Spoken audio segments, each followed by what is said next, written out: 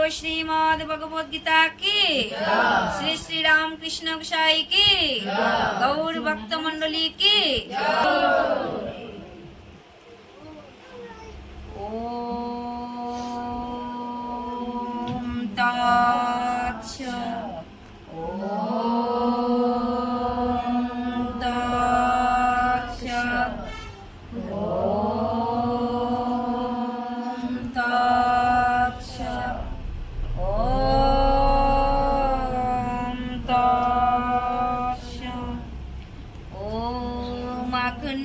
मंडलाकारं व्याप्तं येन चराचरं तत्पदं दर्शितं येन तस्मै श्री गुरुवे नमः। गुरु ब्रह्मा गुरु विष्णु गुरुदेवो महेश्वरो गुरुरेवो परो ब्रह्म तस्मै श्री गुरुवे नमः। हे कृष्ण करुणा सिन्धु दीनबन्धु जगत्पते गोपेश गोपिकान्त राधाकान्त नमोस्तुते। तप्त काञ्चन गौराङ्गी राधे वृन्दावनेश्वरी वृषभानुसुते देवी प्रणमामि हरिप्रिये। नारायणं नमस्कृत्य नरं चैव नरोत्तमं देवीं सरस्वतीं व्यासं ततो जयमुदीरयतु। कृष्णाय वासुदेवाय हरे परमात्मने प्रणतो क्लेशो नाशय गोविन्दाय नमो नमः। श्रीकृष्ण हृदयं गीता संसारे मलो नाशिनीं ज्ञानं भक्तिं मुक्तिं दात्रीं गीता देवी नमोस्तुते। जय श्री कृष्ण चैतन्य प्रभु नित्यानंद श्री अद्वैत गदाधर श्रीवासादि गौर भक्तवृंद। हरे कृष्ण कृष्ण कृष्ण हरे हरे हरे राम राम राम हरे हरे। हरे कृष्ण कृष्ण कृष्ण हरे हरे हरे राम राम राम हरे हरे। हरे कृष्ण कृष्ण कृष्ण कृष्ण हरे हरे हरे राम राम राम हरे हरे।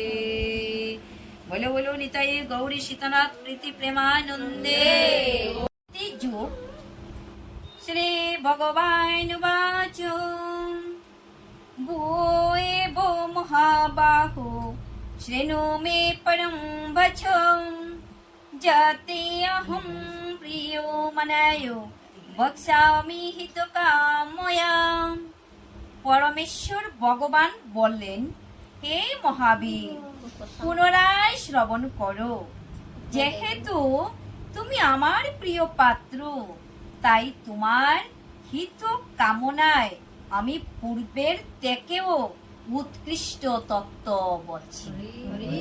ভগবান শ্রীকৃষ্ণ অর্জুনকে বলছে তোমার হিত কামনায়, হিত শব্দের অর্থ উপকার, হে অর্জুন তোমার উপকারের জন্য, এবং আমি কেন বলছি, যেহেতু তুমি আমার প্রিয় পাত্র, প্রিয় বন্ধু, তো সেই জন্য তোমার উপকারের জন্য আমি প্রথম অধ্যায় থেকে নবম অধ্যায় অবধি পর্যন্ত যে জ্ঞান আমি তোমাকে দান করেছি তার চেয়ে আরো উৎকৃষ্টতর, আরো উন্নততর আমি তোমাকে তত্ত্ব বলছি, তুমি শ্রবণ করো, তৎসঙ্গে আমরা সকল ভক্ত শ্রবণ করো।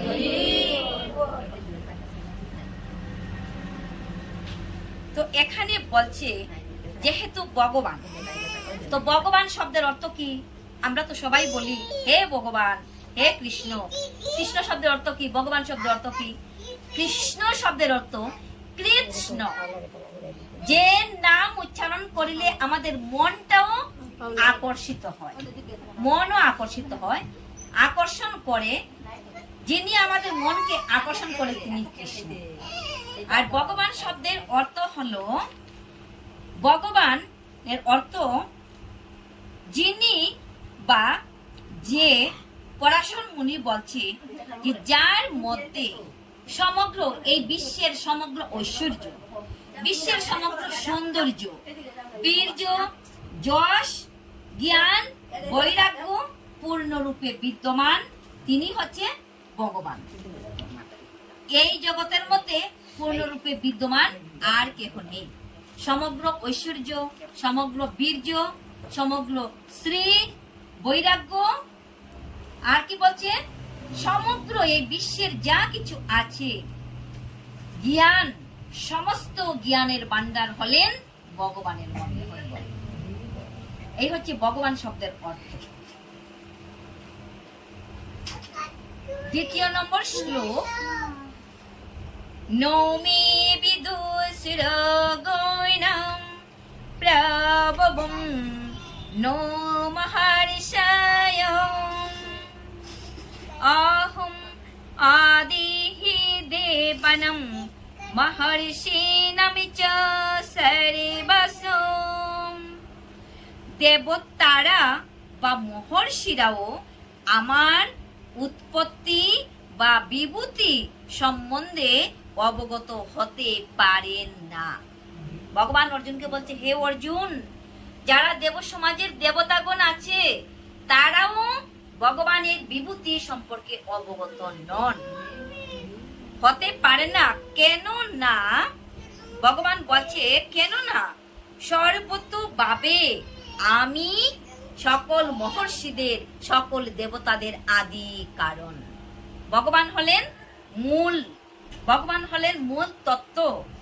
সেই জন্য এই ভারতবর্ষে যত মহর্ষি আছে, দেব সমাজে যত দেবর্ষি আছে, দেবতাগণ আছে, সকলের মূল আদি পিতা হচ্ছে ভগবান শ্রীকৃষ্ণ। প্রেম সে কহো শ্রীকৃষ্ণ ভগবান কি। তো শ্রীকৃষ্ণ ভগবান হলেন মূল আদি কারণ। এখন ব্রহ্ম সংহিতাতে বলা হয়েছে যে শ্রীকৃষ্ণই পরমেশ্বর ভগবান, আর কেহ নয়। তার থেকে শ্রেষ্ঠ এই জগতে আর কেহ নাই। এই জগতে কৃষ্ণর চাইতে শ্রেষ্ঠ আর কেহ নাই। তিনি সর্ব কারণের পরম কারণ। তিনি সর্ব যে কারণ আছে সেই কারণের পরম কারণ বা মুখ্য কারণ। এখানে ও ভগবান নিজেই বলেছেন যে তিনি সমস্ত দেব দেবী ও ঋষিদের উৎস, অর্থাৎ উনার চাইতে সকলের সৃষ্টি। উনি যদি না থাকতো তাহলে বিশ্ব ব্রহ্মাণ্ড জগৎ চলতো না। উনি সকলের মূল পিতা, মূল তত্ত্ব। উনার থেকে সবের সৃষ্টি হয়েছে, বিশ্ব জগৎ সৃষ্টি হয়েছে। তিনি জগতের সৃষ্টিকর্তা। এমনকি দেব দেবী এবং ঋষিরাও শ্রীকৃষ্ণকে জানতে পারে না। দেবতারা, দেব দেবীরা শ্রীকৃষ্ণকে জানতে পারে না। তারা তার নাম বা স্বরূপকে উপলব্ধি করতে পারে না। সুতরাং এই অতি ক্ষুদ্র গ্রহের তথাকথিত পণ্ডিতদের অবস্থা সম্বন্ধে আর কি বলা যেতে পারে? হরে কৃষ্ণ, আর কি বলা যেতে পারে তার চেয়ে অধিক? আমরার হাতে এমনও কোনো সাধুগুরু বৈষ্ণবরা আছে, আমরার হাতে খায় না, কিন্তু ভগবান কুলি মালি মুচি মেথরে কোনো বেদ বিচার করেন না, সবার হাতে ভগবান খান। এই যে শ্রীকৃষ্ণের জন্মাষ্টমী তিথি আছে, শুধু কি বৈষ্ণব যারা আর যারা সাধুগুরু বৈষ্ণব তারা ভগবানকে সেবা করবে, ভগবানের অভিষেক করবে? সবাই করবে। পরমেশ্বর ভগবান কে যে এই পৃথিবীতে একজন সাধারণ মানুষের মতো মনে করে, যে একজন সাধারণ মানুষের মতো তিনি তো অবতীর্ণ হয়েছেন, আমরা সবাই জানি। কখনো নন্দ যশোদার গৃহে অবতীর্ণ, দৈবকী মায়ের সন্তান, কিন্তু মা যশোদা লালন পালন করেছেন। তো এই জন্য আমরা বলতে পারি আমাদের জননী 5 ধরনের হয়।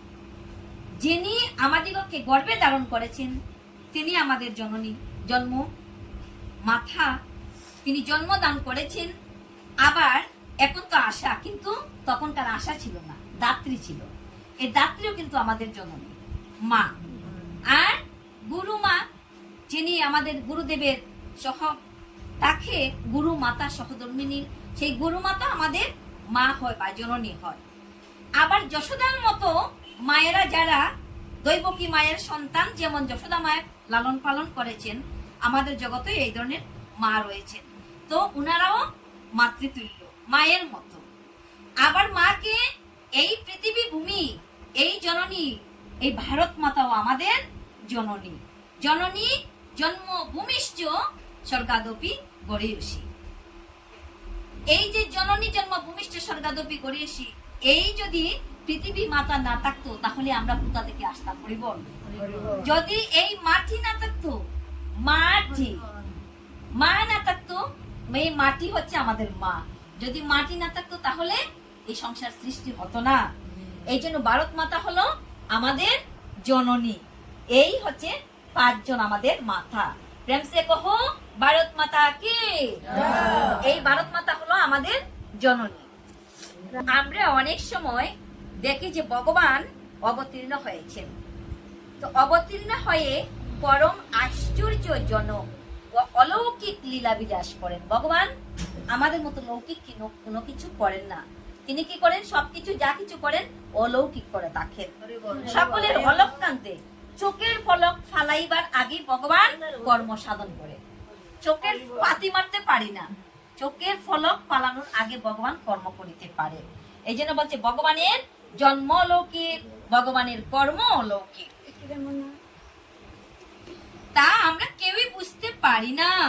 তাই আমাদের বোঝা উচিত যে পরমেশ্বর ভগবান শ্রীকৃষ্ণকে জানার জন্য পাণ্ডিত্য কোনো যোগ্যতাই নয়। বল পণ্ডিতি দেখাইবার কোনো দরকার নাই। এটা কিভাবে আমরা পাইমু? এটা ভক্তির ভাবে, ভক্তির যুগে পাণ্ডিত্য দেখাইবার কোনো প্রয়োজন নাই।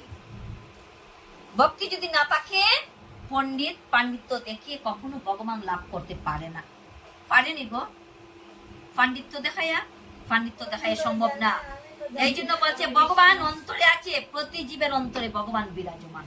তাই যদি ভগবানকে আমরা প্রেম প্রীতি ভালোবাসা পূর্বক ভগবানকে ভালোবাসতে পারি, তবেই আমরা ভগবান এই জন্মে না হয় পরজন্মে আমরা লাভ করতে পারবো। এমনকি স্বর্গের দেব দেবী এবং মহান ঋষিরাও মনোধর্মের মাধ্যমে শ্রীকৃষ্ণকে জানবার চেষ্টা করে ব্যর্থ হয়েছেন। ব্যর্থ মানে বৃথা, মানে কোনো সার্থকতা তাদের হয়নি। শ্রীমদ্ ভাগবতে স্পষ্টভাবে বলা হয়েছে, এমনকি সর্বশ্রেষ্ঠ দেবতারা ও পরমেশ্বর ভগবানকে জানতে পারেন না। তারা তাদের সীমিত ত্রুটিপূর্ণ ইন্দ্রিয়ের দ্বারা ত্রিগুণাতীত এবং এই বিষয়ে অনুমান করতে পারেন এবং তার ফলে নির্বিশেষবাদের মতো অপসিদ্ধান্তে উপনীত হতে পারেন, অথবা মনোধর্মের বশবর্তী হয়ে তারা নানা রকমের অলিক জল্পনা কল্পনা করতে পারে। ত্রিগুণাতীত মানে 3 গুণের ঊর্ধ্বে, সত্যগুণ, রজগুণ, তমগুণ। এই 3 গুণের ঊর্ধ্বে হচ্ছেন ভগবান, কিন্তু দেবদেবীরাও ত্রিগুণের মধ্যে রয়েছেন। কেন মধ্যে রয়েছেন? ওনাদের মধ্যে কাম আছে, ক্রোধ আছে, লোভ আছে। দেবতারারও কি আছে? লোভ আছে। আছে তো, দেবতারা লোভ আছে। যেমন ইন্দ্র রাজা ছোট্ট শিশু, এই যে ছোট্ট শিশুটার মতো, যেমন ধ্রুব ভগবানের জন্য তপস্যা করেছিল, তখন ইন্দ্র রাজা মনে মনে ভাবতে লাগলেন, এই ছোট্ট শিশু কি করছে? ভগবানের তপস্যা করছে আমার ইন্দ্রত্ব পাওয়ার জন্য। হরে কৃষ্ণ। তাহলে লোভ না? গদ্দির লোভ। দেবতা হইয়া তারার গদ্দির লোভ, কি জানি আমার গদ্দি বিচ্যুত হয়ে যায়, এটা সম্ভব না। ভগবান এখানে পরোক্ষভাবে বলেছেন, যদি কেউ পরম তত্ত্ব সম্বন্ধে জানতে চায়, এখানে আমি সেই পরমেশ্বর ভগবান, আমি পরম তত্ত্ববস্তু। এটি সকলেরই বোঝা উচিত, পরমেশ্বর ভগবান অচিন্তনীয়, তাই তিনি আমাদের সামনে থাকলেও তাকে জানা যায় না। ভগবান অন্তরে আছে, প্রতি জীবের অন্তরে আছে, তবু আমরা ভগবানকে আমরা জানতে পারি না, উপলব্ধিও করিতে পারি না।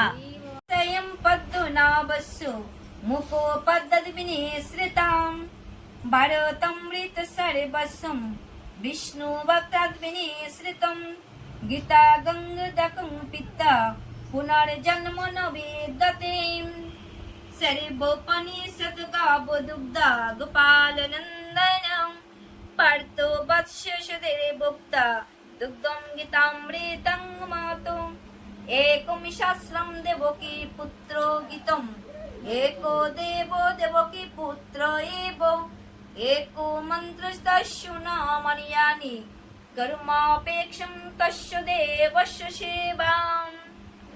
শ্রীমদ্ ভগবদ গীতার জ্ঞানকে যদি আমরা যথাযথভাবে উপলব্ধি করতে পারি, তাহলে সমস্ত ভয় উদ্বেগ থেকে মুক্ত হওয়া যায়।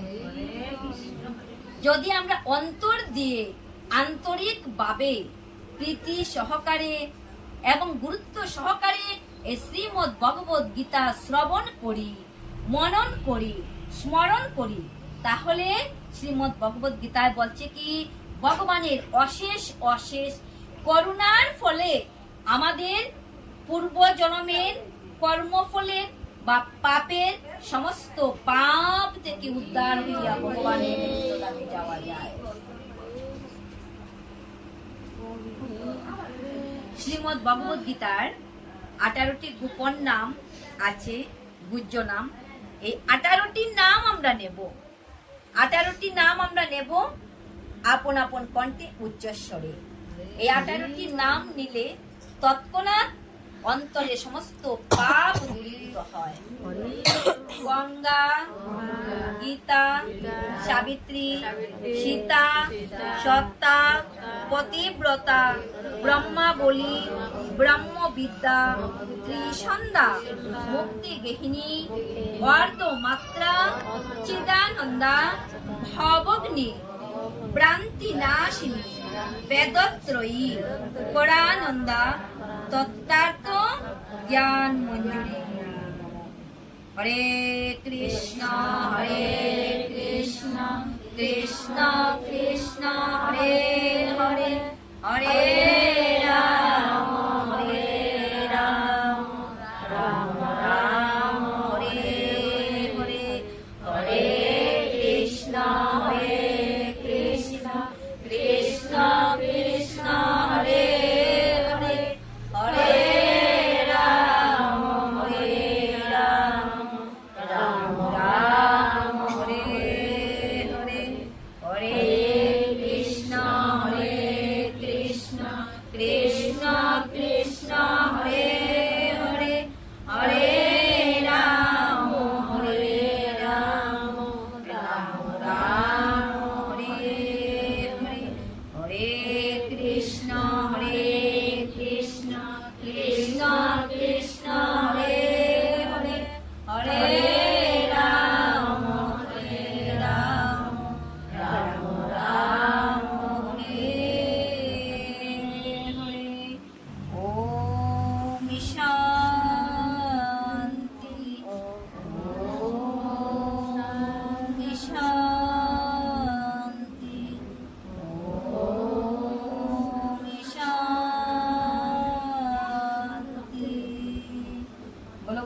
जय गौरी शीतनाथ प्रीति प्रेमानंदे।